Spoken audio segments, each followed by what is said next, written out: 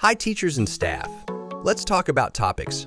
It's a structured unit within a subject that helps organize course content. Think of it like a chapter in a textbook. It groups related lessons, resources, and materials together under one clear heading.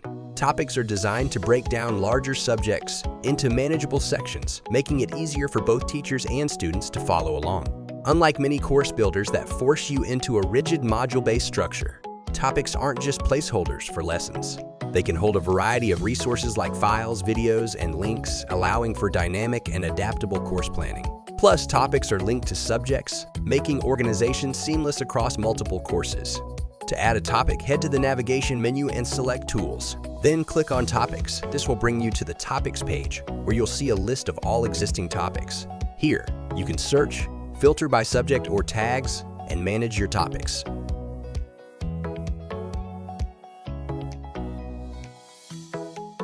Now let's create a new topic.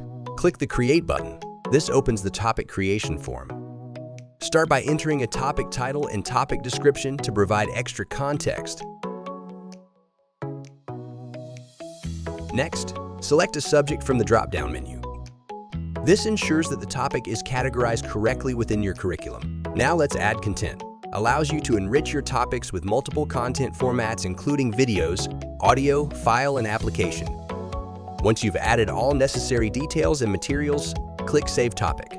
Your new topic will now appear in the Topics table. If you need to make edits, click the Edit button. You can also delete topics using the Delete button if needed.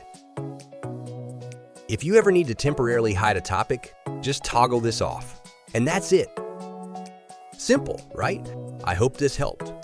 We'll catch you next time on ilerno.